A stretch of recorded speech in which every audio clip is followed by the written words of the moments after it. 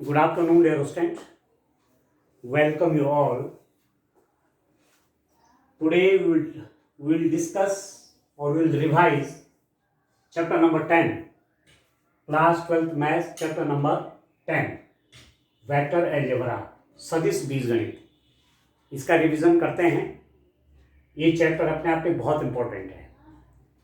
Vector algebra और 3 dimensional geometry. Vector algebra और 3 dimensional geometry, इन दो चैप्टर से आपके 17 मार्क्स के क्वेश्चन आने हैं. तो आप लोग तैयारी करिए बढ़िया ढंग से. देखिए, फिजिकल क्वांटिटीज को आप मोटे मोटे दो भागों में बांट सकते हैं, vector and scalar. Vector quantity कौन होती है? सदिश राशियां कौन होती हैं? जिनमें डायरेक्शन के साथ साथ मैग्नीट्यूड के साथ साथ डायरेक्शन, ठीक है, परिमाण के साथ साथ यदि दिशा भी है तो वो सदिश राशियां हैं, वेक्टर क्वांटिटीज है. ठीक हो गया. और यदि केवल परिमाण है तो वो अदिश राशियां हैं, स्केलर क्वांटिटीज हैं. एग्जाम्पल आप देख सकते हैं, वेक्टर के एग्जाम्पल आप देख सकते हैं, जैसे आपकी वेलोसिटी है, वेग, त्वरण, एक्सेलरेशन, फोर्स, बल, मोमेंटम, संवेग. इन राशियों को दर्शाने के लिए परिमाण के साथ साथ दिशा भी चाहिए. और अदिश राशियों में केवल परिमाण से मतलब है. जैसे आपने कहा द्रव्यमान, आपने कहा समय, आपने कहा चाल, आयतन. ये जो राशियां हैं ये अदिश राशियां हैं. इनको दर्शाने के लिए केवल परिमाण चाहिए. तो डियर स्टूडेंट, वेक्टर के लिए आपने वैसे चैप्टर पूरा पढ़ा हुआ है, आप बढ़िया ढंग से रिवाइज भी करेंगे. थोड़ा मैं मोटा मोटा इसके बारे में आइडिया देता हूं. देखिए, आपके पास ये एक्सिस सिस्टम है, ये ओरिजिन है, ये एक्स एक्सिस है, ये वाई एक्सिस और ये जेड एक्सिस है. ये एक्सिस सिस्टम हो गया आपका. एक्स एक्सिस में वेक्टर इकाई सदिश. अब मैं बहुत फंडामेंटल से नहीं चल रहा हूं, क्योंकि पढ़ा आपने, मोटी मोटी बात बता रहा हूं. एक्स अक्ष के अलोंग जो इकाई सदिश है, इकाई सदिश आप जानते हैं. इकाई सदिश मतलब यूनिट वेक्टर का मतलब होता है, यदि एक कोई वेक्टर है, उस वेक्टर में मैं उसके मैग्नीट्यूड से डिवाइड कर दूं, वेक्टर में उसके परिमाण से भाग दे दूं, तो मुझे इकाई सदिश मिलता है. ये वेक्टर को उसके मैग्नीट्यूड से डिवाइड किया, किसी सदिश को उसके परिमाण से डिवाइड किया, तो मुझे इकाई सदिश मिलता है, यूनिट वेक्टर. तो एक्स एक्सिस में यूनिट वेक्टर आपका आई कैप से दिया जाता है. यूनिट वेक्टर का मतलब उसका मैग्नीट्यूड, उसका परिमाण होता है डियर स्टूडेंट 1. यदि किसी सदिश का परिमाण एक इकाई है तो वह इकाई सदिश कहलाता है, यूनिट वेक्टर कहलाता है. तो एक्स एक्सिस की ओर जो यूनिट वेक्टर है वो आई कैप, वाई एक्सिस की ओर जो यूनिट वेक्टर है वो है जे कैप, और जेड एक्सिस के अलोंग जो यूनिट वेक्टर है वो है के कैप. ठीक है. एक्स एक्सिस के अलोंग यूनिट वेक्टर आई कैप, वाई एक्सिस के अलोंग यूनिट वेक्टर जे कैप, और जेड एक्सिस के अलोंग यूनिट वेक्टर के कैप. कहने का मतलब ये हुआ कि magnitude of i k is equal to 1, magnitude of j cap is equal to 1, magnitude of k cap is equal to 1. ये आपने पहले पढ़ा हुआ है. ठीक हो गया. तो यहां वेक्टर इन 3 डायमेंशनल स्पेस, जो सदिश है, जो वेक्टर है आपके पास, जो वेक्टर है वो 3 डायमेंशनल स्पेस में हम इसको शो करेंगे. मतलब स्पेस में, अंतरिक्ष में कोई सदिश है तो उसको कैसे डिनोट किया जाता है? A is equal to A1i plus B1j plus C1k. इस रूप में किसी वेक्टर को अंतरिक्ष में दिखाते हैं, स्पेस में दिखाते हैं. ये जो वेक्टर है इसके वेक्टर कंपोनेंट, ये भी कई बार आता है कि वेक्टर दे रखा है, सदिश दिया हुआ है, माना आपके पास एक सदिश दिया b is equal to 2i minus 3j plus 4k, माना ये कोई वेक्टर है और आपसे कहा गया कि इस सदिश के वेक्टर कंपोनेंट और स्केलर कंपोनेंट बताइए। इस सदिश के सदिश भाग वाला सदिश कौन सा है? वेक्टर कंपोनेंट, वेक्टर कंपोनेंट, ठीक है। कौन कौन हो जाएंगे? एक्स एक्सिस के अलोंग इसका सदिश भाग कितना है? आप लिख देंगे 2i, ठीक है। ये vector component along x axis, ठीक हो गया। Vector component along y axis, Y axis के अलोंग इसका सदिश घटक, शब्द क्या है? सदिश घटक, ठीक है। सदिश घटक बोलो या वेक्टर कंपोनेंट बोलो। एक्स एक्सिस के अलोंग वेक्टर कंपोनेंट हो गया 2i, वाई एक्सिस के अलोंग वेक्टर कंपोनेंट आप डायरेक्शन के साथ कहेंगे -3j, और जेड एक्सिस के अलोंग वेक्टर कंपोनेंट हो गया 4k। इस वेक्टर का एक्स अक्ष में घटक कितना हो गया? सदिश घटक 3i, वाई एक्सिस में -3j, जेड एक्सिस में +4k। और यदि अदिश घटक पूछा, कई बार ऐसे प्रश्न पूछा जाता है कि इस सदिश का अक्षों में अदिश घटक क्या क्या है। तो अदिश घटक मतलब ये आई जी के छोड़ देंगे। एक्स एक्सिस में 2 का है, वाई एक्सिस में -3 का है, जेड एक्सिस में आपका +4 का है, ठीक है। इस वेक्टर का यदि आप मैग्नीट्यूड निकालना चाहेंगे तो मैग्नीट्यूड निकलता है, आपने कहा बी, आप कहते हैं मैग्नीट्यूड ऑफ बी को इस रूप में आप दिखाते हैं, ठीक है। मैग्नीट्यूड ऑफ बी, इस बी वेक्टर का मैग्नीट्यूड आप ऐसे दिखाएंगे, परिमाण, सदिश बी का परिमाण इस रूप में दिखाएंगे। और कैसे निकाल देंगे? आई का कोएफिशिएंट है 2 का स्क्वायर प्लस जे का कोएफिशिएंट है -3 का स्क्वायर प्लस के का कोएफिशिएंट है 4 स्क्वायर। ये परिमाण हो गया इस सदिश बी का परिमाण। Magnitude of vector v is given by this, I का कोएफिशिएंट का स्क्वायर प्लस जे का कोएफिशिएंट का स्क्वायर प्लस के का कोएफिशिएंट का स्क्वायर। और आप इसको आसानी से कैलकुलेट कर लेंगे, 4 + 9 + 16, और ये होगा रेस्टोरेंट √29, ठीक हो गया। तो ये मैग्नीट्यूड आ गया वेक्टर का। अब आपसे कहा गया 1 मार्क्स का क्वेश्चन बच्चों आपको पूछा जा सकता है कि इस सदिश की दिशा में इकाई सदिश निकालिए। Find the unit vector along the direction of this vector b. ये जो सदिश है इसकी दिशा में इकाई सदिश निकालिए। इकाई सदिश मतलब जिसका परिमाण क्या हो? एक इकाई, यूनिटी, जिसका मैग्नीट्यूड यूनिटी हो। तो इसकी दिशा में इकाई सदिश क्या हो जाएगा? b की दिशा में इकाई सदिश लिखेंगे आप, b cap is equal to vector b divided by magnitude of b, ठीक है। वेक्टर b की दिशा में इकाई सदिश b cap is equal to vector b divided by magnitude of vector b, ठीक है।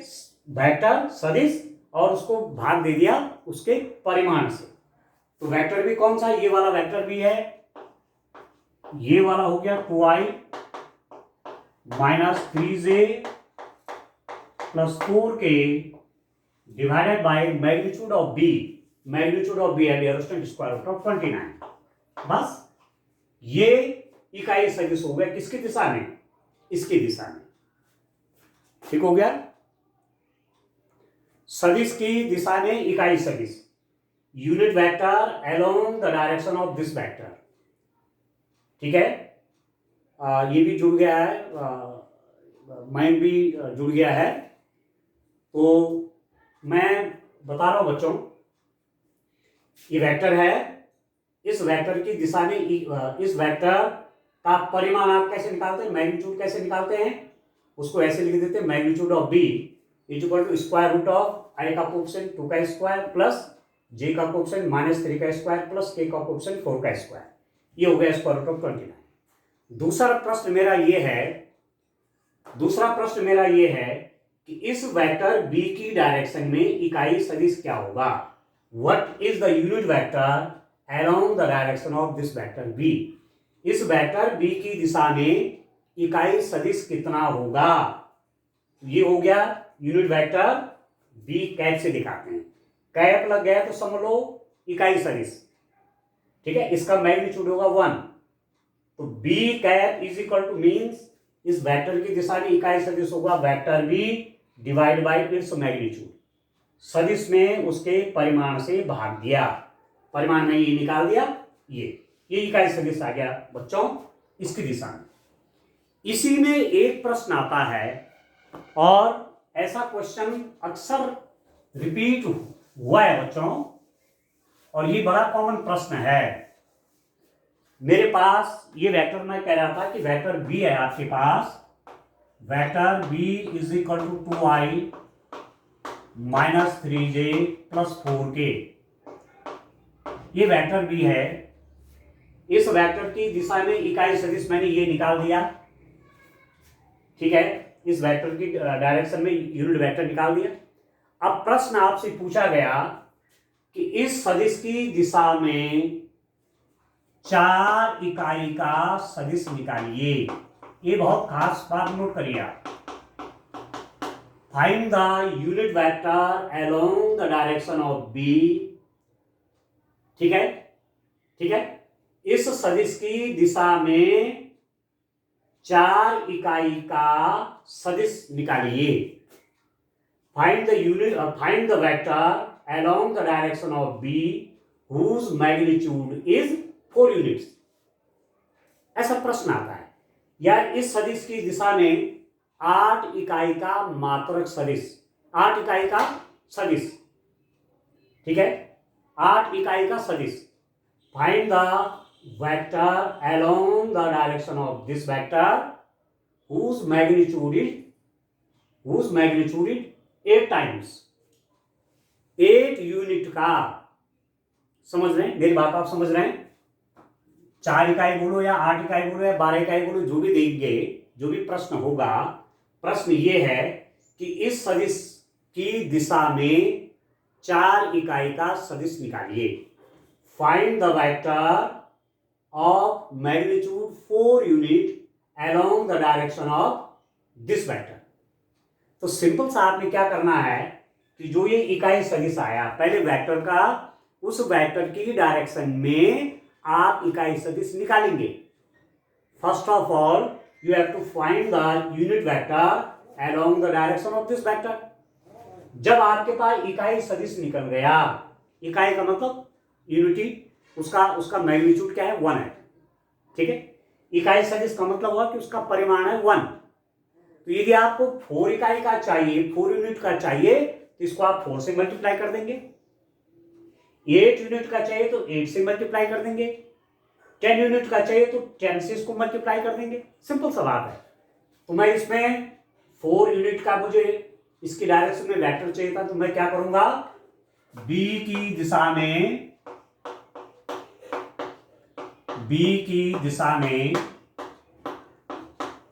4 इकाई का सदिश, vector of magnitude 4 units along the direction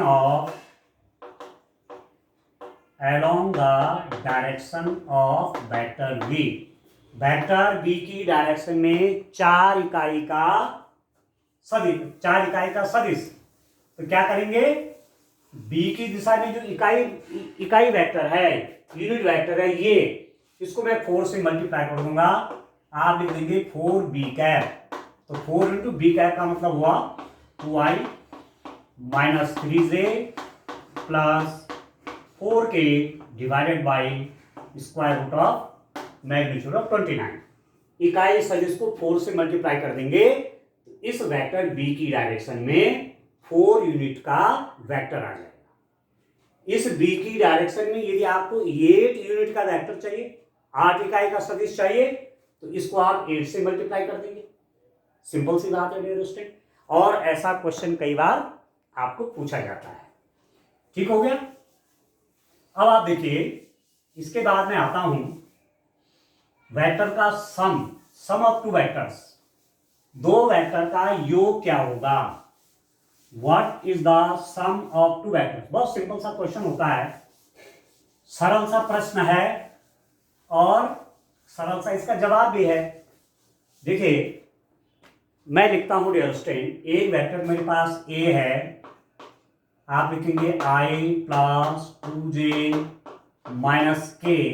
दूसरा वेक्टर मैंने लिखा vector b 2i plus 3j minus 4k। For example ये दो वेक्टर लिखे, एक वेक्टर a आपका ये है, एक वेक्टर b आपका ये है। यदि आप a plus b find out करना चाहते हैं, वेक्टर a प्लस b, इन दो वेक्टर का यदि आप सम निकालना चाहते हैं तो इन दोनों को प्लस करिए। प्लस करने के लिए आप जानते हैं एक बीच में प्लस का साइन लगाइए, प्लस बी वेक्टर लिख दीजिए 2i plus 3j minus 4k। अब इन दोनों को प्लस करिए, vector a plus vector b is equal to vector a, bracket खोल लीजिए, i plus 2j minus k plus 2i plus 3j minus 4k। इन दोनों को प्लस कर लीजिए, वेक्टर a प्लस b निकल जाएगा डियर स्टूडेंट i और i। ये आपके पास लाइक टर्म्स है, एक समान के पद है। i में 2i प्लस हो जाएगा, तो 2i प्लस i हो गया 3i। 2j प्लस 3j, इन दोनों को प्लस करिए, तो 2j 3j होगा 5j, और माइनस के माइनस 4k ये हो जाएगा माइनस 5k। ये इस रूप में दो वेक्टर को आप प्लस करेंगे। दो वेक्टर का यदि आप डिफरेंस निकालना चाहते हैं, vector a minus vector b, तो आप कैसे निकालेंगे dear student. Vector a minus vector b आप निकालेंगे कैसे, आप लिखिए वेक्टर a लिख दीजिए i plus 2j minus k, minus लगाइए बीच में, b वेक्टर लिखिए 2i plus 3j minus 4k। a vector लिखा, उसमें से माइनस b वेक्टर आपको करना है, तो ब्रैकेट लगा देंगे, और इस ब्रैकेट के बाहर नेगेटिव साइन है, तो जब आप इसको ओपन करेंगे तो इसके सबके साइन चेंज हो जाएंगे। तो this implies that a minus vector b is equal to i plus 2j minus k। इस ब्रैकेट को खोलेंगे तो अंदर के सब साइन चेंज होंगे, ये प्लस है तो नेगेटिव हो गया, ये प्लस है तो ये भी नेगेटिव हो गया, ये नेगेटिव है तो ये पॉजिटिव बन जाएगा, ये आ गया आपका 4k। तो दिस इंप्लाइज दैट कितना हो गया dear student, vector a minus vector b हो जाएगा। अब जो लाइक टर्म्स हैं उनको सॉल्व करिए आप, ठीक है, जो एक समान पद हैं, i माइनस 2i ये हो जाएगा minus i, 2j minus 3j ये हो जाएगा minus j, minus k plus 4k ये हो जाएगा प्लस 3k। ठीक है दोस्तों, इस रूप में दो वेक्टर का आप प्लस और माइनस करेंगे। ठीक हो गया। अब चलिए, प्लस भी आपने जान लिया, मैं थोड़ा थोड़ा रिवाइज कर रहा हूं, वैसे आप जानते हैं, और मैं आपसे कह रहा हूं कि ये चैप्टर बड़ा इंपॉर्टेंट है और समझने के लिए भी बड़ा आसान भी है। आपने पढ़ा भी बड़े ढंग से, एक एक क्वेश्चन किए हैं, तो इसके तो आप सारे क्वेश्चन करिए, मतलब एक मेथड के, मानो 2-3 क्वेश्चन एक ही मेथड के हैं, तो आप एक ही क्वेश्चन करिए जिससे आपका समय बचेगा। पर इस चैप्टर का आप बहुत जल्द आप रिवीजन करिए, और मान के चलिए कि कोई भी क्वेश्चन आता है तो मेरा गलत नहीं जाना चाहिए।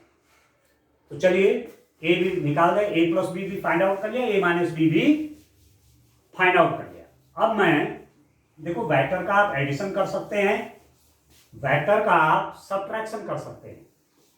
क्या हम वेक्टर का मल्टीप्लिकेशन कर सकते हैं? वेक्टर्स का मल्टीप्लिकेशन होता है क्या? तो आप वेक्टर का मल्टीप्लिकेशन दो रूप में जानते हैं, ठीक है। product of two vectors, product of two vectors, दो सदिशों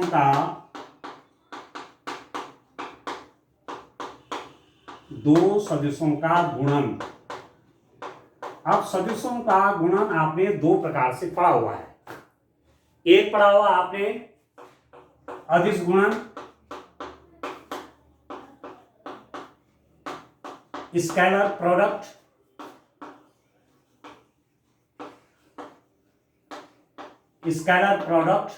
और दूसरा आपने पढ़ा हुआ है अदिश, और दूसरा गुणन क्या है? सदिश गुणन। Vector product.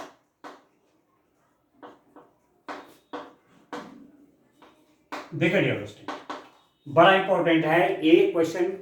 कई बार स्केलर प्रोडक्ट का या वेक्टर प्रोडक्ट का पूछा जाता है।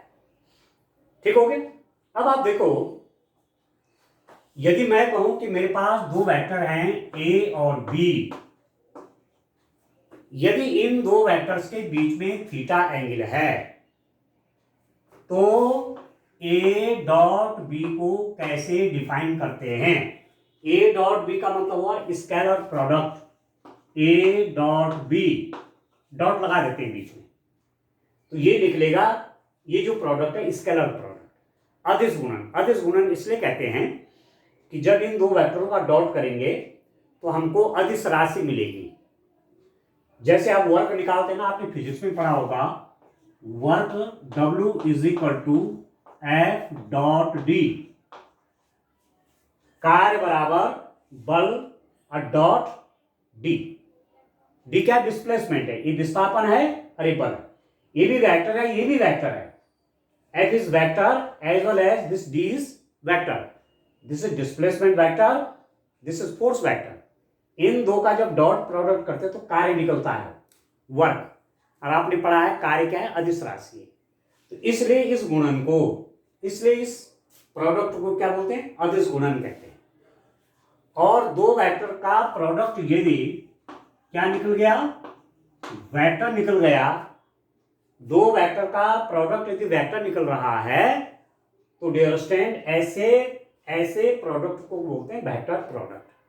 जैसे आपने पढ़ा है टॉर्क, टॉर्क को लिखते हैं आप r cross of d, r cross of f. ठीक है, ये डिस्टेंस वेक्टर होगा, ये फोर्स वेक्टर है, पर इन दोनों का जब क्रॉस प्रोडक्ट होगा तो एक वेक्टर मिलता है। तो ये प्रोडक्ट जो कहलाएगा वो क्या कहलाता है? सदिश गुणन, वेक्टर प्रोडक्ट। कैसे डिफाइन किए गए हैं? यदि ए और बी दो वेक्टर हैं, उनके बीच में थीटा एंगल है, तो ए डॉट बी दिया जाता है magnitude of A, magnitude of b, cos of theta. ध्यान रखना, a dot b scalar product of two vectors is given by a dot b is equal to magnitude of A, magnitude of b, cos of theta.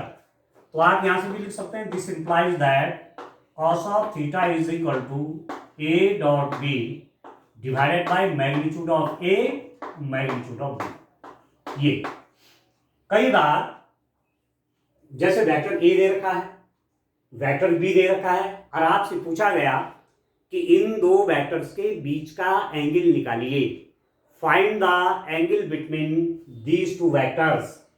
तो आप ये वाला formula लगाएंगे, cos theta is equal to A dot B divided by magnitude of A into magnitude of B. Magnitude of A आप निकालना जानते हैं, ए का परिमाण गुणा गया बी का परिमाण, और ए डॉट बी मैं अभी आपको बताता हूं, और आप जानते हैं, पढ़ा है आपने पहले भी। तो cos थीटा इस रूप में दिया जाता है, या आप कहेंगे कि दो वेक्टर का डॉट प्रोडक्ट ऐसे डिफाइन होता है।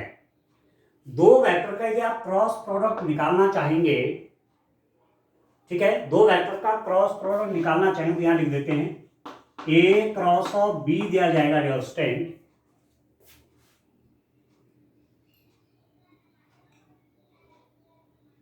देखिए दो वेक्टर का क्रॉस प्रोडक्ट दिया जाएगा magnitude of A, magnitude of B, sine of theta into unit vector N.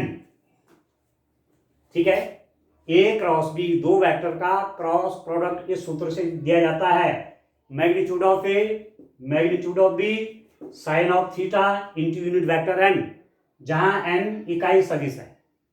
इकाई देखो यहां वेक्टर लग गया, मैग्नीट्यूड ऑफ ए भी स्केलर है, मैग्नीट्यूड ऑफ बी भी स्केलर है, साइन थीटा भी स्केलर है, ये भी अदिश है, ये भी अदिश है, ये भी अदिश है, परंतु ये एन कैप जो है ये सदिश है। ठीक है, तो आपने पढ़ा हुआ है कि किसी सदिश राशि में अदिश राशि से गुणा करेंगे तो वह राशि क्या बन जाती है, सदिश बन जाती है। If you multiply a vector by a scalar we get a vector again. अदिश सदिश में अदिश से गुणा किया तो वो सदिश निकलता है।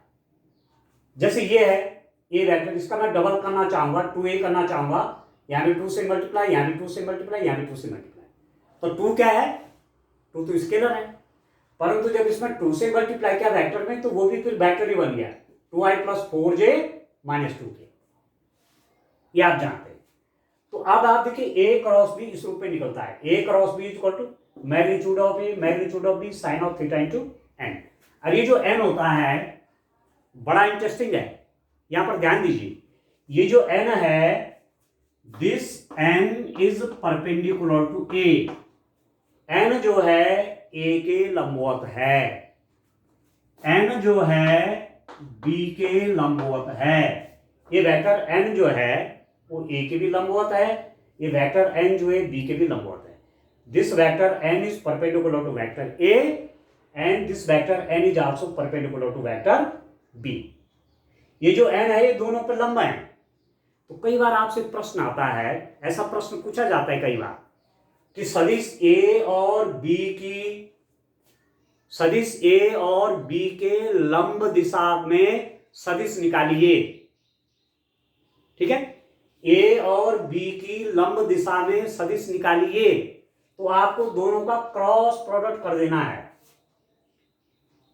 ठीक है दोस्तों, आपको दोनों वेक्टर का क्या निकाल देना है, क्रॉस प्रोडक्ट, ए क्रॉस बी निकाल देना है। ये जो ए क्रॉस बी निकलेगा वो ए पर भी परपेंडिकुलर होगा और बी पर भी परपेंडिकुलर होगा। तो सिंपल सी बात है कि दो वेक्टर हैं ए और बी, और आपसे बोला गया कि इन दोनों वेक्टरों पे लंबवत वेक्टर बताइए, इन दोनों सदिशों पे लंबवत सदिश बताइए। तो आप क्या कर देंगे, ए क्रॉस बी निकाल देंगे, उसे कैलकुलेट कर देंगे डियर स्टूडेंट। आ गया समझ में? ठीक है, और उसका परिमाण पूछेंगे तो ए क्रॉस बी निकालना वो भी मैं आपको बताऊंगा, तो ए क्रॉस बी आप निकाल देंगे, ए क्रॉस बी निकालना भी बताऊंगा, डॉट प्रोडक्ट भी वैसे आप जानते हैं, डॉट प्रोडक्ट निकालना भी बताऊंगा, क्रॉस प्रोडक्ट निकालना भी बताऊंगा। तो जो ए क्रॉस बी जो वेक्टर आएगा वो ए पर भी परपेंडिकुलर होगा, बी पर भी परपेंडिकुलर होगा। जैसे माना ए वेक्टर इस प्लेन में है, बी वेक्टर इस प्लेन में है, तो ए क्रॉस बी जो होगा इस प्लेन के परपेंडिकुलर हो जाएगा, ये आपको ध्यान रखना है। ठीक हो गया? अब चलिए, अब मैं आता हूं दो वेक्टर का डॉट प्रोडक्ट हम कैसे निकालेंगे। ध्यान से समझिए, मैं रिवीजन कर दे रहा हूं, परंतु आप पूरा पढ़ेंगे, यहां से आपको थोड़ा मदद मिल जाएगी और आपको ध्यान होगा, पढ़ लिया होगा आपने चैप्टर वैसे, और फुल मार्क्स चाहिए डियर स्टूडेंट। यहां से मार्क्स आपके यहां से कम नहीं होने चाहिए, कोई गलती नहीं रहनी चाहिए कि आपने कुछ गलत कर लिया है, कुछ समझ नहीं पाएगा। अब देखो, माना मैंने ए डॉट भी करना है, ए डॉट भी मैंने कहा डॉट प्रोडक्ट या स्केलर प्रोडक्ट, इसका कई नाम है, डॉट प्रोडक्ट, स्केलर प्रोडक्ट, अदिश गुणन। ठीक है, अब ए डॉट भी निकालने के लिए कुछ चीजें आप ध्यान रखिए। जैसे मैंने कहा था आई कैप जो है एक्स एक्सिस की डायरेक्शन में यूनिट वेक्टर है, आई कैप एक्स अक्ष की दिशा में इकाई सदिश है, जे कैप वाई अक्ष की दिशा में इकाई सदिश है, और के कैप जेड एक्सिस की डायरेक्शन में इकाई सदिश है। I cap is the unit vector along the direction of axis, X axis, j cap is the unit vector along the direction of y axis and k cap is the unit vector along the direction of z axis. ठीक हो गया. अब यदि मैं i cap dot I cap निकालना चाहूं, I cap dot I cap, अब आई डियर स्टूडेंट ध्यान दीजिए, ये एक्सिस सिस्टम है, X axis, Y axis, Z axis. Unit vector X axis की दिशा में I cap, unit vector Y axis की दिशा में जे कैप और यूनिट वेक्टर जेड एक्सिस की डायरेक्शन में के कैप. अब देखो आई और जे के बीच में 90 डिग्री का एंगल है, जे और के के बीच में 90 डिग्री का एंगल है और के और आई के बीच में 90 डिग्री का एंगल है, क्योंकि एक्सिस के बीच में 90 डिग्री का कोण होता है, ये आप जानते हैं. तो यदि आप आई डॉट आई निकालना चाहेंगे, कोई वेक्टर स्वयं से 0 डिग्री का कोण बनाता है. आई डॉट आई का मतलब हुआ कि एक्स एक्सिस की डायरेक्शन में आई कैप और उसी डायरेक्शन में आई कैप, तो मतलब इनके बीच में 0 डिग्री का कोण हो गया. आई और आई के बीच में 0 डिग्री का कोण है. तो कैसे परिभाषित करेंगे, आपको मालूम है कि ए डॉट बी, मैंने आपको बताया magnitude of A magnitude of b cos of theta, इतना लिखते हैं. अब आई डॉट आई कितना हो जाएगा, magnitude of I cos of 0 degree. I और आई के बीच में 0 डिग्री का एंगल है. कोई वेक्टर स्वयं से 0 डिग्री का एंगल बनाता है. ठीक हो गया.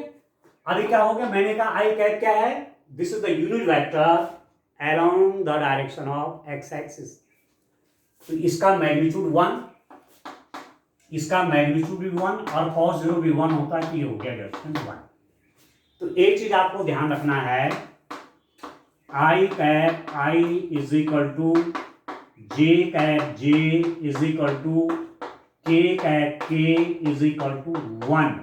ये ध्यान रखिए, ये आप दिमाग में रखिए कि आई डॉट आई भी 1 होता है, जे डॉट जे भी 1 होता है और के डॉट के भी 1 होता है. एक चीज यहां पर और ध्यान रखिए कि ए डॉट बी का मान भी वही होता है जो बी डॉट ए का होता है, ये भी सेम. तो आप कह सकते हैं कि बी डॉट ए बराबर ए डॉट बी, ये आपको ध्यान रखना है. ठीक है. वेक्टर्स का डॉट प्रोडक्ट क्रमविन्मय नियम का पालन करता है, सदिशों का अदिश गुणन क्रमविन्मय नियम का पालन करता है. द डॉट प्रोडक्ट और scalar product of vectors follow the commutative law. ये भी दिमाग में रखिए. ये आप ध्यान रखिए. ठीक है. कई बार 1 मार्क्स का क्वेश्चन यहां से भी आ जाता है. ठीक है डियर. अब मैं निकालना चाहता हूं आई कैप जे कैप, डॉट प्रोडक्ट है, आई वेक्टर एक्स एक्सिस के अलोंग है, यूनिट वेक्टर जे जो है वो एक्सिस के अलोंग है, इनके बीच में 90 डिग्री का एंगल आप जानते हैं. आई और जे के बीच में, आई कैप और जे कैप के बीच में 90 डिग्री का एंगल है. तो कैसे कैलकुलेट करूंगा, magnitude of i magnitude of J cos of 90 degree. यहां पर आई और जे के बीच में 90 डिग्री का एंगल है और cos 90 होता है डियर स्टूडेंट 0. तो एक रिजल्ट यहां से क्या आ गया आपके पास कि i dot j is equal to j dot k is equal to k dot i is equal to 0. एक रिजल्ट ये है. ठीक है. यूनिट वेक्टर जो एक्सिस के अलोंग है, i dot J 0, J dot के 0, के डॉट आई 0, या आई डॉट के 0, के dot J 0, J dot I 0. समझ में आ गया डायरेक्शन. तो एक आपको ये भी दिमाग में ध्यान रखना. अब बात ये आ रही है कि मैं 2 वेक्टर मेरे पास हैं, इनका मैं डॉट प्रोडक्ट कैसे फाइंड आउट करूं. अब ध्यान दीजिए, इनका डॉट प्रोडक्ट कैसे निकाला जाएगा. आप देखिए, ए डॉट बी देखिए, आप ए डॉट बी देखिए डियर स्टूडेंट, आई प्लस 2j माइनस के dot 2i plus 3j minus 4k, इन दो वेक्टर के बीच का डॉट निकालना है। ठीक हो गया। अब आप क्या करेंगे, पहले इस i डॉट का मल्टीप्लाई i से करेंगे तो i और i डॉट 1 बना देगा। अब 2 इसका कोफिशिएंट है 2, इसका 1 है, ये हो जाएगा 2। आप देखिए इसका और इसका डॉट, i और i का डॉट 1 और 2 इंटू 1 2, i का डॉट j के साथ 0, i का डॉट k के साथ 0। सीधा ध्यान रखिए, j का डॉट i के साथ 0, j का डॉट k के साथ 0, j का डॉट j के साथ 1, ये बन जाएगा 3 इंटू 2, ये हो गया +6। k का देखिए, k का डॉट i के साथ 0, k का डॉट j के साथ 0, k का डॉट k के साथ 1, पर -4 और -1 की मल्टीप्लाई प्लस, तो +4, या 2 + 6 + 4, और ये बन गया डियर स्टूडेंट आपके पास 12। बस इस रूप में दो वेक्टर का डॉट प्रोडक्ट निकालते हैं। ठीक हो। और सिंपल रूप में क्या है, माना एक वेक्टर आपने, ये है आपके पास a1i plus b1j plus c1k, दूसरा b वेक्टर है b1i plus b2j plus a1 b1 c1 क्या, तो इसको a2 लिखो, फिर a2i b2j c2k, ऐसा लिखिए। तो जब आप a डॉट b निकालेंगे तो ये निकलेगा a1 a2, क्योंकि i डॉट i हो जाएगा 1, बाकी i डॉट j भी 0, i डॉट k भी 0, plus j dot i 0, j dot k 0, ये हो जाएगा b1 b2 plus c1 c2, ये बन जाता है dear student a dot b। ठीक है। तो दो वेक्टर का डॉट प्रोडक्ट इस रूप में आप देते हैं। अब यही जो है, यही पर मैं एक प्रश्न आपसे कर लेता हूं। यदि ए वेक्टर है, एक वेक्टर ए है और दूसरा है बी वेक्टर, तो ए वेक्टर का बी की दिशा में प्रक्षेप, इसको ध्यान रखिए। कई बार प्रश्न पूछा जाता है कि ए का बी की दिशा में प्रक्षेप, ठीक है। प्रोजेक्शन ऑफ, इंग्लिश में देखिए, प्रोजेक्शन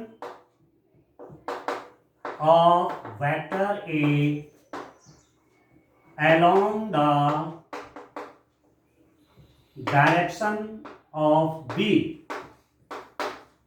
ए का बी की दिशा में प्रक्षेप, projection of vector A along the direction of vector B, तो क्या बन जाता है dear student, A dot B divided by magnitude of B.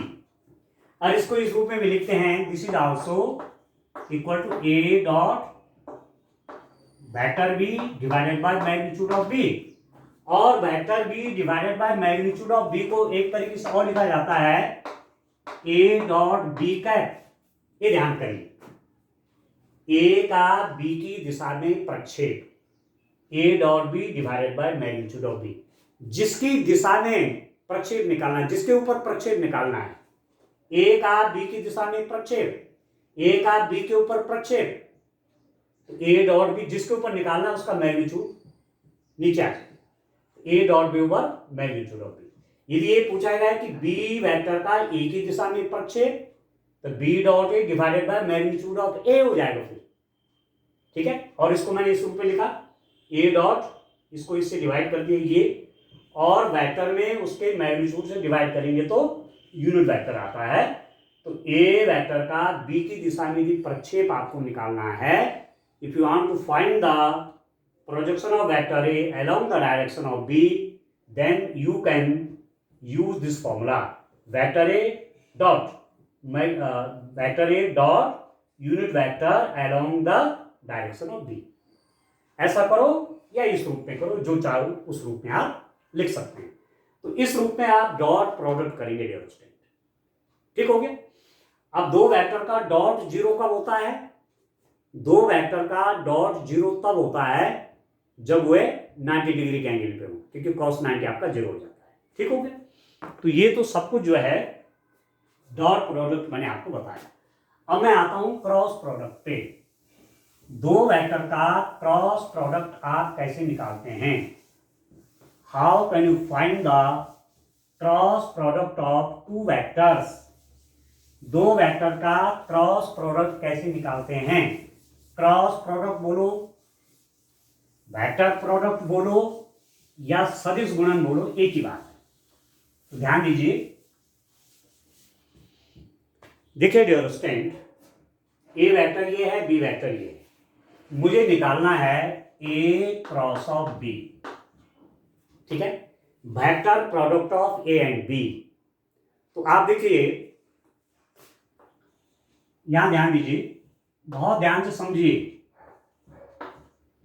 I cap, J cap, के कैप, एक्स एक्सिस है, वाई एक्सिस है, जेड एक्सिस है। ठीक है, ये सब आप जानते हैं। अब हमको ए क्रॉस बी चाहिए। तो मैंने आपसे कहा था कि ए क्रॉस बी वैसे इस रूप में देते हैं, magnitude of A, magnitude of B, sine of theta, यदि इन दो वेक्टर के बीच में थीटा एंगल हो, और into unit vector n, into unit vector n cap. ठीक है, इस रूप में देते हैं। अब आप देखिए, यदि मैं आई क्रॉस आई निकालना चाहूं, ध्यान दीजिए, आई क्रॉस आई निकालना चाहूंगा, वहां तो आई डॉट आई आपका 1 आया था।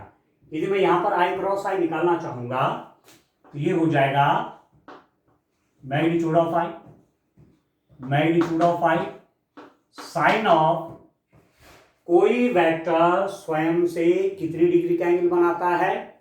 आप बोलेंगे कोई वेक्टर स्वयं से 0 डिग्री का एंगल बनाता है। ठीक है, साइन 0, कोई वेक्टर स्वयं से 0 डिग्री का एंगल बनाता है, और साइन 0 कितना हुआ? 0। साइन 0 0 हो गया, तो यहां का 0 आ गया। तो यहां से एक रिजल्ट आ गया, I cross I is equal to J cross J is equal to K cross K is equal to 0 होता है। यह आपको ध्यान रखना है। I cross I is equal to J cross J is equal to K cross K is equal to 0। ठीक है, और जब आप निकालना चाहेंगे आई क्रॉस जे, इसको ध्यान रखिए, इसके लिए एक मैं यहां पर इस रूप में बना देता हूं। देखिए, आई जे के,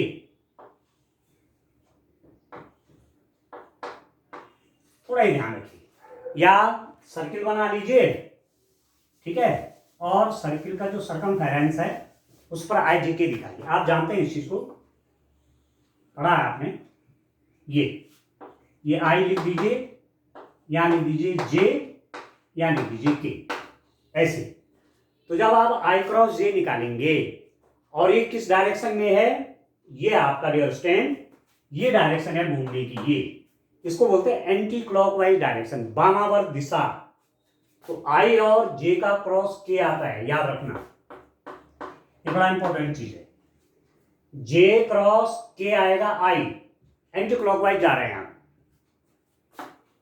जे cross K is equal to I, और K cross I is equal to जे।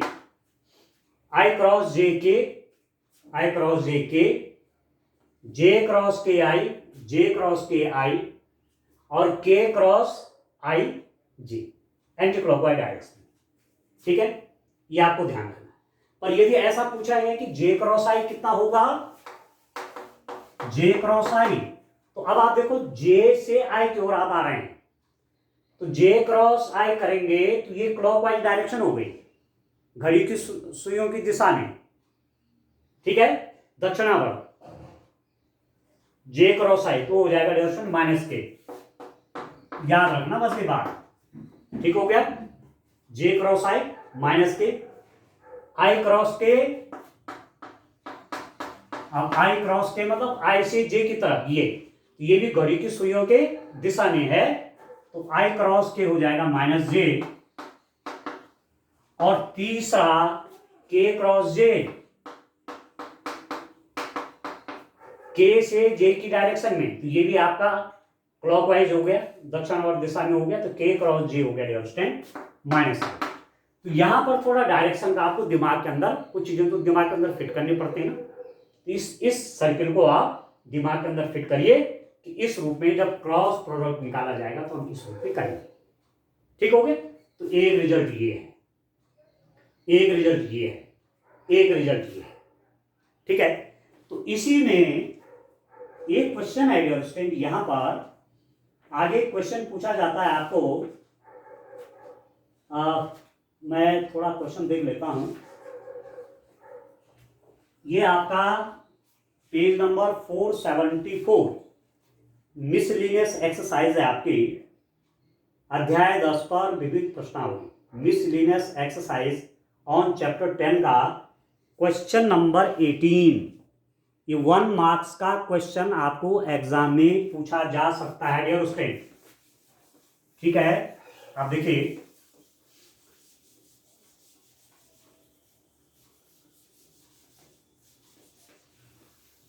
एक मोटा मोटा मैं आपको रिवीजन कराना चाह रहा हूं, एक मोटी मोटी बातें मैं बता रहा हूं आपको, बाकी तो आप सारे क्वेश्चन करें। देखिए, मैं आपसे क्वेश्चन कह रहा हूं, क्वेश्चन नंबर 18।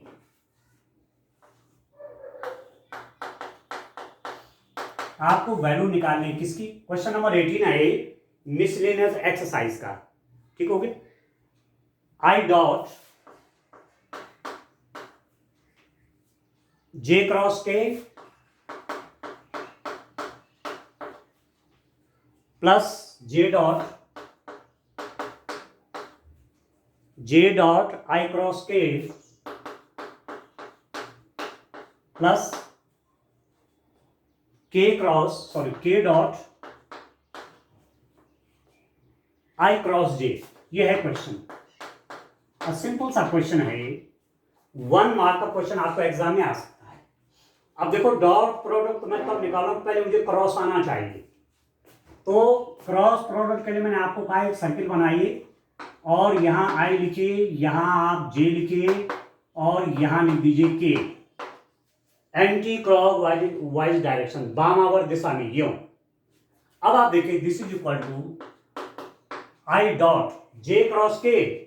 देखो, जे क्रॉस के, जे से के की ओर, तो जे से के का क्रॉस करेंगे तो आई आएगा डियर स्टूडेंट, क्योंकि डायरेक्शन बिल्कुल सही है।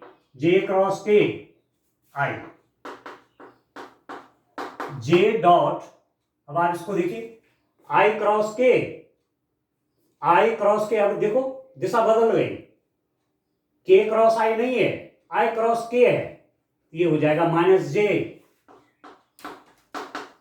प्लस के डॉट आई क्रॉस जे, आई और जे। अब ध्यान दीजिए, इसके डायरेक्शन ठीक है, ठीक है, आई क्रॉस जे, ये देखो इसी डायरेक्शन में, आई से जे की तरफ, इसका क्रॉस करेंगे तो क्या आ जाएगा।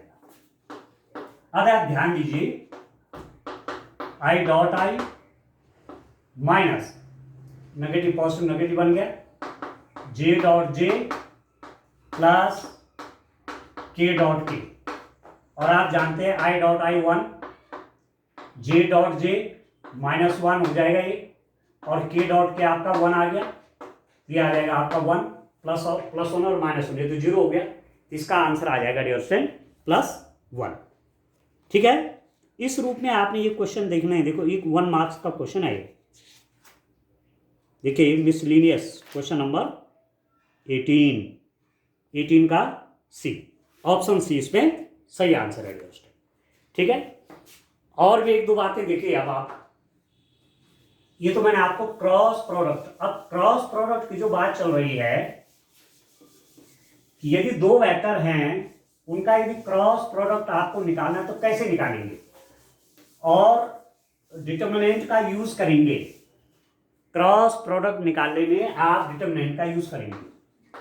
ए vector is equal to I plus J minus K, B vector कहा मैंने आई प्लस जे प्लस के, माना ये कहा। आपको निकालना है ए क्रॉस ऑफ बी। तो सिंपल सा आप क्या करेंगे, एक डिटरमिनेंट बना देंगे, आई यानी देंगे जे यानी देंगे के। ठीक हो गया। अब आई का कोएफिशिएंट 1, जे का कोएफिशिएंट 1, के का कोएफिशिएंट -1। बी देखिए, आई का कोएफिशिएंट 1, जे का कोएफिशिएंट 1, के का कोएफिशिएंट 1। अभी आपके पास डिटरमिनेंट हो गया। अब इसको ओपन करना है। कितना हो गया ये? आई देखिए, अब इसके अलोंग खोल रहा हूं मैं, इसको इसके अलोंग ओपन कर रहा हूं, ये भी छूट जाएगा, ये भी छूट जाएगा, इसकी मल्टीप्लाई इससे 1, ठीक है, और माइनस दिस इंटू दिस, तो -1 और माइनस और लगाएंगे तो +1 हो गया। माइनस जे, डिटरमिनेंट ओपन करना आप जानते हैं, इसको भी छोड़ा, इसको भी छोड़ा, तो दिस इंटू दिस, ये हो गया 1, माइनस दिस इंटू दिस, ये हो जाएगा +1, प्लस के टाइम ऑफ, इसको भी छोड़ देंगे, इसको भी छोड़ देंगे, इसकी मल्टीप्लाई से 1 - 1। ठीक हो गया। कैसे ओपन किया? आई के अलोंग, ये फर्स्ट रो के अलोंग ओपन कर रहा हूं, ये भी छूट गया, ये भी छूटेगा, इसकी मल्टीप्लाई से 1 और माइनस करके इसकी मल्टीप्लाई से, तो +1 हो जाएगा ये, माइनस जे, ठीक है, ये भी छोड़ा, ये भी छोड़ा, 1 और माइनस माइनस प्लस, ये +1 बन गए।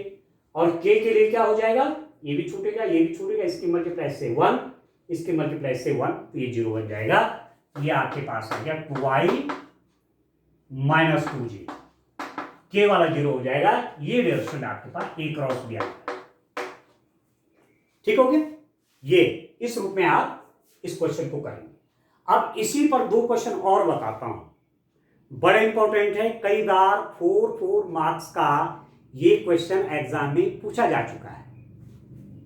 एक पैरेललोग्राम है, एक समांतर चतुर्भुज है जिसकी भुजाएं, ये माना समांतर चतुर्भुज है, इसकी दिशा में इसकी 2 संलग्न भुजाएं दी हुई हैं, एडजेसेंट साइड। एक साइड ए है, वो है i + j - k, ठीक है। ये कोई समांतर चतुर्भुज है, ए बी सी डी समांतर चतुर्भुज है, ये ए बी वेक्टर ये है, तो ये भी उतना ही वेक्टर बन जाएगा DC, ठीक है। और 2 वेक्टर कैसे दे रखे हैं? इस समांतर चतुर्भुज की 2 संलग्न भुजाओं के अनुदिश, ठीक है। Vector a is along the side of AB of this parallelogram and vector B is along the adjacent side of this। इस दिशा के मतलब 2 संलग्न भुजा होगी, संलग्न तो जो 2 भुजाएं जुड़ी हुई हैं, एक भुजा इधर और एक भुजा इधर जुड़ी हुई है, तो इस दिशा में दूसरा वेक्टर है B, ये, ठीक है, जिसका मान ये है। ठीक है दोस्तों, ध्यान आ रहा आपको? एक वेक्टर यहां है, एक वेक्टर यहां है। ये जो 2 वेक्टर हैं, ये समांतर चतुर्भुज की 2 एडजेसेंट साइड, ठीक है, 2 एडजेसेंट साइड, जो साइड एक जगह पे मिलती हैं, उनके अलोंग है, ठीक है ना। तो इस समांतर चतुर्भुज का क्षेत्रफल निकालिए, find the area of this parallelogram. तो पैरेललोग्राम का एरिया क्या हो जाएगा? समांतर चतुर्भुज का क्षेत्रफल, समांतर चतुर्भुज का क्षेत्रफल, एरिया ऑफ पैरेललोग्राम, ठीक है। कैसे देते हैं understand? Magnitude of a cross b. कितना सिंपल है, देखिए, ठीक है।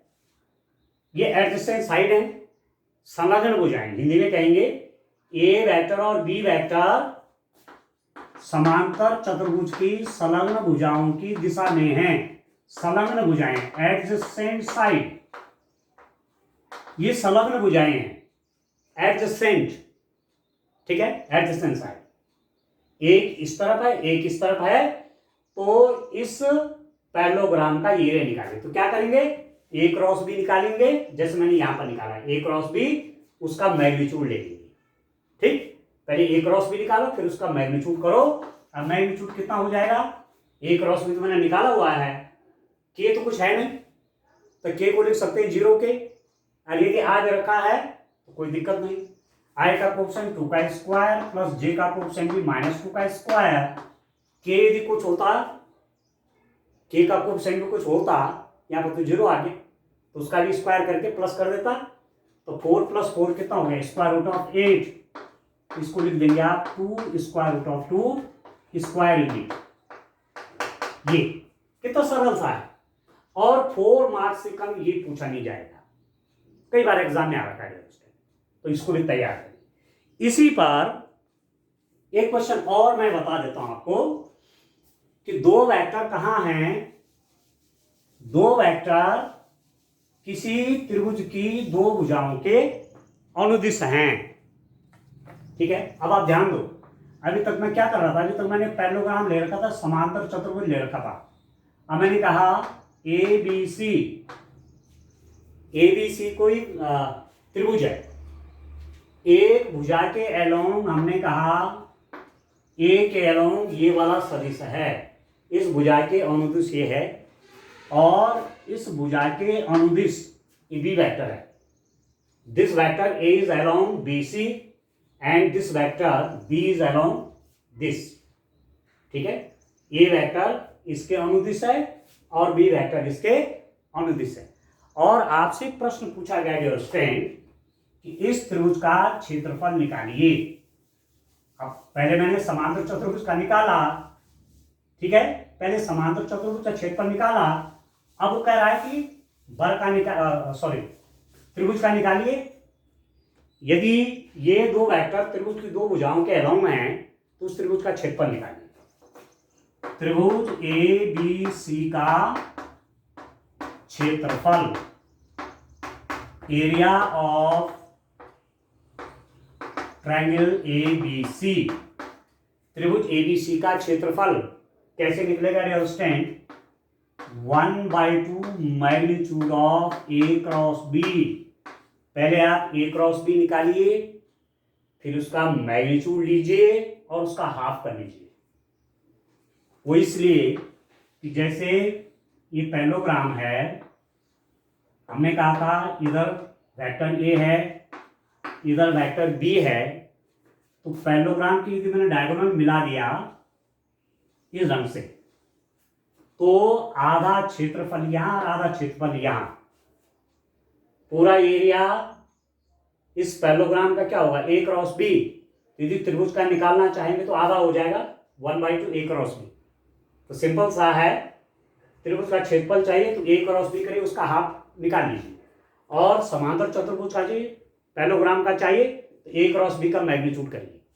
ठीक है, तो 1/2 इंटू ए क्रॉस बी मेरे पास क्या आया था, 2 square root of 2, square root of इसका स्क्वायर मतलब स्क्वायर रूट ऑफ 2 का स्क्वायर प्लस -2 का स्क्वायर।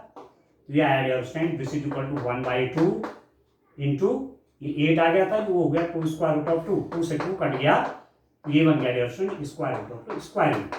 बस इससे भी कई बार प्रश्न या तो ये वाला आएगा त्रिभुज का क्षेत्रफल निकालने के लिए, या आपका पैरेललोग्राम का क्षेत्रफल निकालने के लिए एग्जाम में आएगा।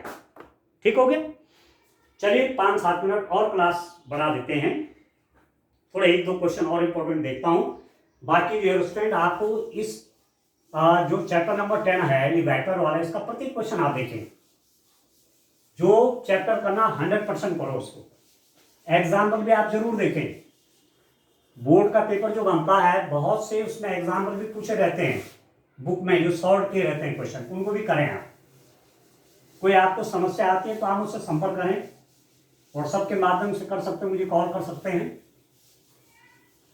तो चलिए एक बात आपको और बताता हूं कि माना ये कोई वेक्टर है मैंने कहा I plus 2j minus k, इस सदिश A वेक्टर A के दिक् अनुपात क्या होते हैं? प्रश्न है आपके पास,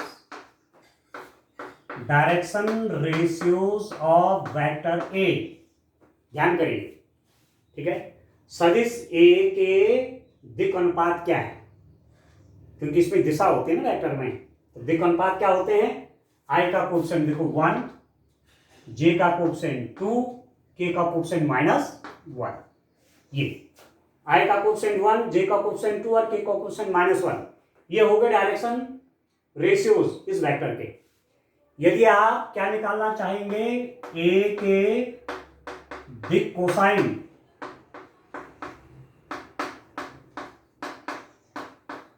डायरेक्शन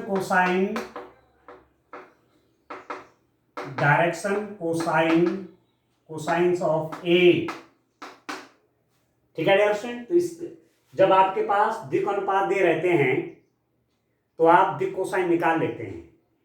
फॉर्मूला आपको मालूम है कि यदि A, B और C डायरेक्शन रेशियोज हैं, दिक् अनुपात हैं, तो डायरेक्शन कोसाइंस कैसे निकलते हैं? A over square root of A square plus B square plus C square, B over square root of A square plus B square plus C square, C over square root of A square plus B square plus C square. यदि किसी line के निकालें तो plus minus कर लीजिए, क्योंकि line में plus भी होगा और माइनस भी होगा, क्योंकि लाइन की कितनी डायरेक्शन होती है? 2 होती है, इधर भी और इधर भी। जबकि वेक्टर के लिए एक ही साइन होगा, जो भी है, प्लस है चाहे माइनस है, ठीक है डियर स्टूडेंट, ये आपको ध्यान रखना है। तो ये A है, ये B है, ये C है, तो दिक् कोसाइन कैसे निकलेंगे? 1 ओवर स्क्वायर रूट ऑफ इसका स्क्वायर प्लस इसका स्क्वायर प्लस इसका square, 1 square plus 2 square plus -1 का स्क्वायर, ठीक है। दूसरा कैसा निकल जाएगा? 2 over square root of 1 square plus 2 square plus -1 square, और तीसरा वाला निकल जाएगा -1 over square root of 1 square plus 2 square plus -1 का स्क्वायर। बस इसको आप कैलकुलेट कर लेंगे तो इस वेक्टर के ये निकल गए डायरेक्शन रेशियोज और ये निकल गए डायरेक्शन कोसाइंस। ये है तरीका, ठीक है। इसको वीडियो आप तैयार कर लेंगे। अब आप देखिए, इसी पर एक बहुत इंपॉर्टेंट क्वेश्चन आता है। इसी पर देखिए, ये क्वेश्चन कई बार 4 मार्क्स का पूछा गया है, बहुत सिंपल क्वेश्चन है, और क्योंकि डायरेक्शन कोसाइंस मैंने आपको बताया तो उसी पर आधारित एक क्वेश्चन है। एक वेक्टर आपको दिया है कि कोई vector I plus J plus K है, ये बुक का भी क्वेश्चन है। इस बुक में एक क्वेश्चन है कि सिद्ध कीजिए कि यह सदिश अक्षों से बराबर झुका हुआ है, so that this vector is equally inclined with axis. सिद्ध कीजिए कि यह सदिश एक्स एक्सिस, वाई एक्सिस और जेड एक्सिस से बराबर झुका हुआ है। मतलब एक्स एक्सिस से भी उतना ही कोण बनाता है, वाई एक्सिस से भी उतना ही कोण बनाता है, जेड एक्सिस से भी उतना ही कोण बनाता है, तो बराबर झुक गए, ठीक है।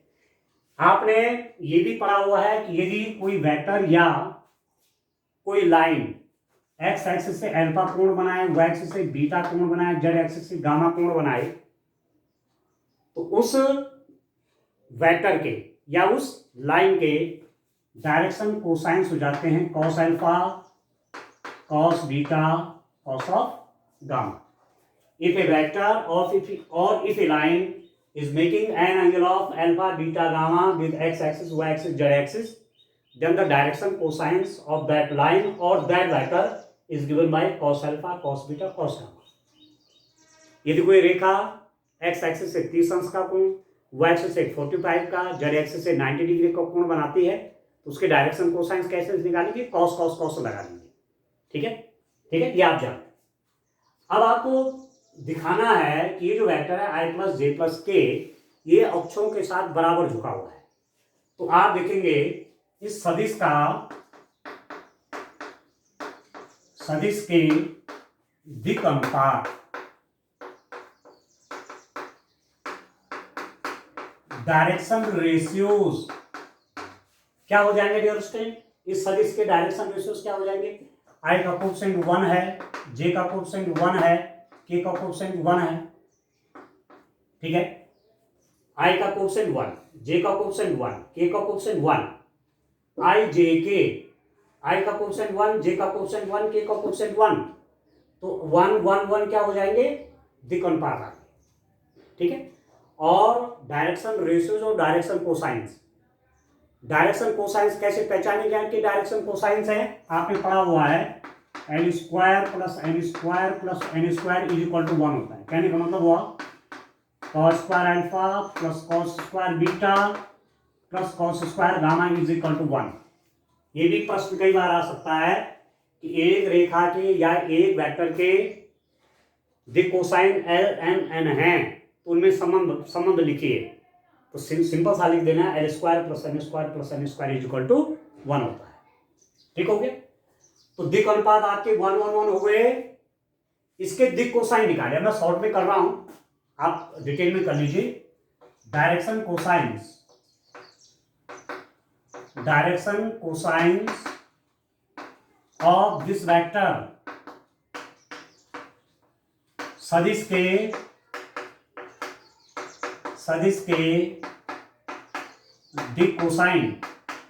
अब देखिए डियर स्टूडेंट, इस सदिश के दिक् कोसाइन क्या हो जाएंगे? डायरेक्शन रेशियोज आपको मालूम है तो आप जानते हैं 1 over square root of 1 square plus 1 square plus 1 square, 1 over square root of 1 square plus 1 square plus 1 square, 1 over square root of 1 square plus 1 square plus 1 square, तो दैट इज क्या हो गया है? 1 over square root of 3, 1 over square root of 3, 1 over square root of 3। इस vector के direction cosine से निकल गई है। इसी प्रकार का क्वेश्चन उधर जब आप 3 डायमेंशनल ज्योमेट्री करेंगे तो वहां लाइन के लिए भी आता है इसी टाइप का क्वेश्चन। तो ये निकल गया आपके डायरेक्शन कोसाइंस। अब आप माना सदिश आई प्लस जे प्लस के अक्षों के साथ अल्फा बीटा गामा कोण बनाता है। Let this vector I plus J plus के makes angle with axis are alpha beta gamma. या आप ऐसा भी लिख सकते हैं कि ये वाला जो वेक्टर है एक्स एक्सिस से अल्फा एंगल बना रहा है, वाई एक्सिस से बीटा एंगल बना रहा है, जेड एक्सिस से गामा एंगल बना रहा है। तो डायरेक्शन कोसाइंस क्या हो जाएंगे? दिस इज अ वेक्टर सदिश के दिक् अनुपात, सदिश के दिक् कोसाइन। तो दिक् कोसाइन हो जाएंगे cos alpha, cos beta, cos gamma.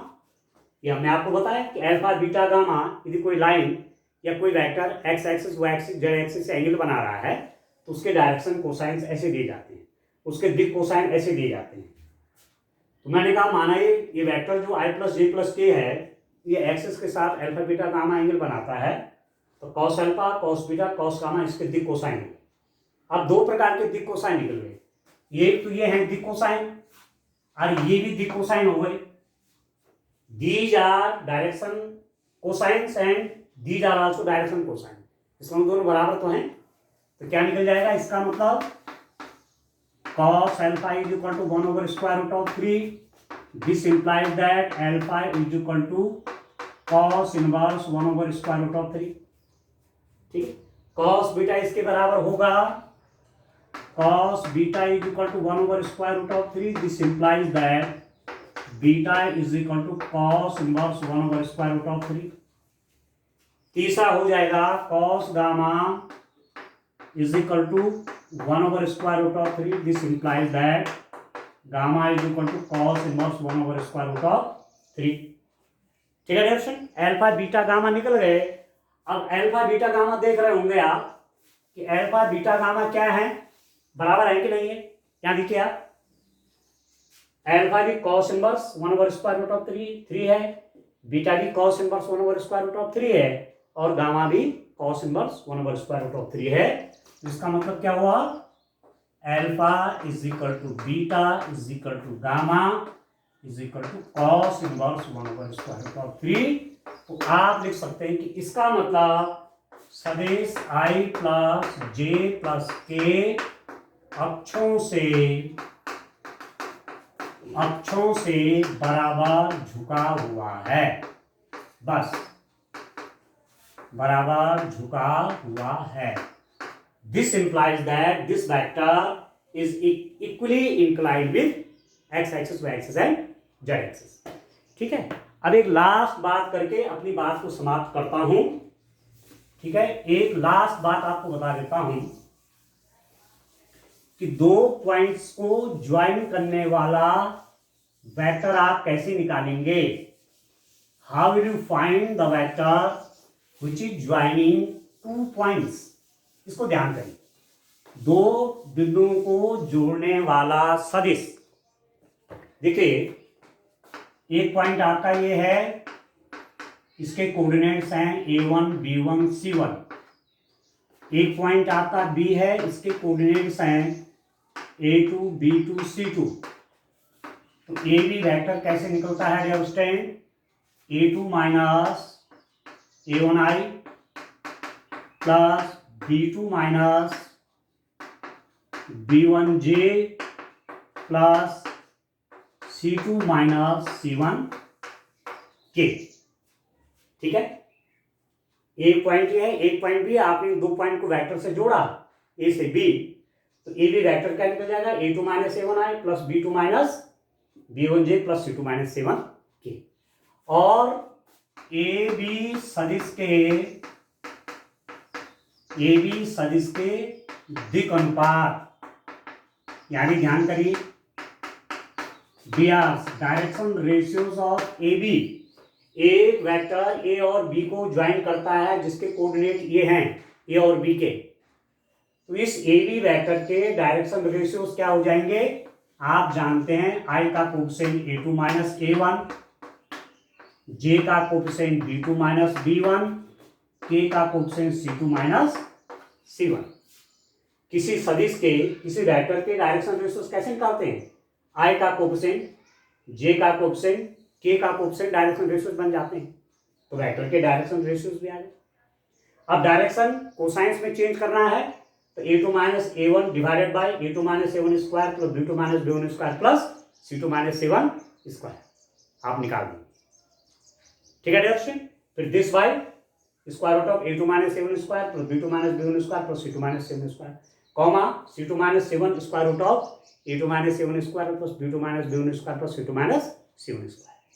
ठीक है, तो दो वेक्टर को ज्वाइन करने वाला वेक्टर और दो बिंदुओं को मिलाने वाला जो सदिश है उसके डायरेक्शन रेशियोज, दिक् अनुपात कैसे निकालते हैं, this minus this comma this minus this comma this minus this.